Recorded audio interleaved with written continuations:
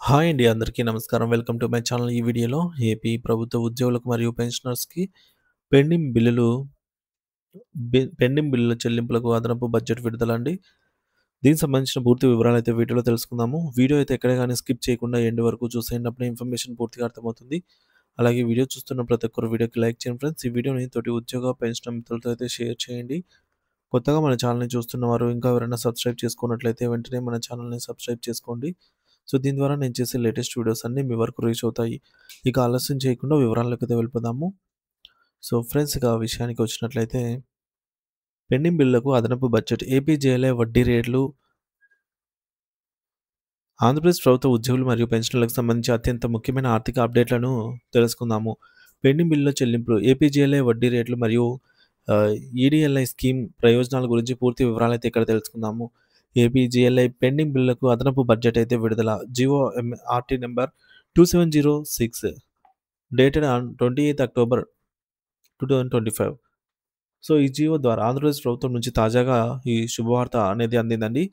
ఏపీజేఎల్ఐకి సంబంధించి డిపార్ట్మెంట్‌కి సంబంధించినటువంటి 2025-26 ఆర్థిక సంవత్సరానికి పెండింగ్ బిల్లులను క్లియర్ చేయడానికి అదనపు బడ్జెట్‌ను విడుదల చేస్తూ ఈరోజు అక్టోబర్ 28న జీవో విడుదలైంది.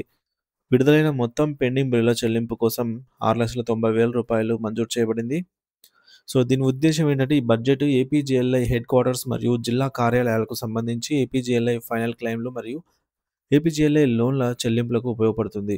ముఖ్య గమనిక ఏంటంటే, ఈ బడ్జెట్ విడుదలైనందున ఈ పెండింగ్ బిల్లులు అతి త్వరలోనే విడుదలయ్యే చెల్లింపులు జరుగుతాయనైతే ఆశిస్తున్నాము. ఇది చాలా మందికి లబ్ధిదారులకు ఉపశమనం అయితే కలిగిస్తుంది. ఇక రెండోది ఏపీజీఎల్ఐ ఆహ్, వడ్డీ రేటు సవరణ.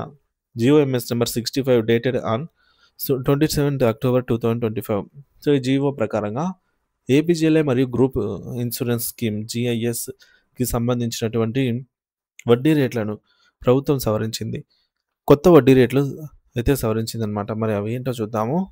సవరించిన వడ్డీ రేట్ అనేది 7.1% వార్షిక వడ్డీ అనమాట.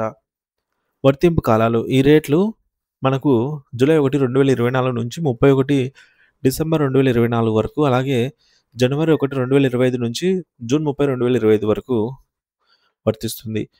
మరి దీనివల్ల ప్రయోజనం ఏంటి అంటే, ఈ సవరించిన వడ్డీ రేట్లతో గ్రూప్ ఇన్సూరెన్స్‌కి సంబంధించి పెండింగ్ బిల్లుల చెల్లింపులైతే జరుగుతాయి. ఇది పెన్షనర్స్‌కి చాలా ఉపయోగపడుతుంది. ఇక ఈడీఎల్ఐ స్కీమ్ ఉద్యోగుల డిపాజిట్ లింక్డ్ ఇన్సూరెన్స్ పథకం ప్రయోజనాలు. ఈడీఎల్ఐ అంటే ఎంప్లాయీస్ డిపాజిట్ లింక్డ్ ఇన్సూరెన్స్ అన్నమాట. సో, ఉద్యోగుల డిపాజిట్ లింక్డ్ ఇన్సూరెన్స్ స్కీమ్ ఇది ఈపీఎఫ్ఓ అంటే ఎంప్లాయీ ప్రావిడెంట్ ఫండ్ ఆర్గనైజేషన్ కింద పనిచేసే ఉద్యోగులకు లభించే ఒక ముఖ్యమైన జీవిత బీమా పథకం. అయితే దురదృష్టవశాత్తు చాలామంది ఉద్యోగులకు దీని గురించి పూర్తి అవగాహన లేదు. ఈడీఎల్ఐ పథకం అంటే ఏమిటి? Automatic coverage. ఉద్యోగికి ఈపీఎఫ్ ఖాతా ఉన్నట్లయితే అతని ఖాతాలో ఆటోమేటిక్‌గా ఈడీఎల్ఐ కవరేజ్ కూడా ఉంటుంది. దీని ఉద్దేశ్యం ఏంటంటే, ఈ పథకం ద్వారా ఉద్యోగి మరణించినప్పుడు అతని కుటుంబ సభ్యులకు ఆర్థిక సహాయం అయితే అందుతుంది. ఇది ఉద్యోగుల కుటుంబాలకు ఒక భద్రతా కవచం లాంటిది. ప్రధాన ప్రయోజనాలు బీమా రక్షణ. ఉద్యోగి మరణించినప్పుడు అతని కుటుంబానికి ఆర్థిక బీమా రక్షణ అయితే లభిస్తుంది. రెండోది అర్హత.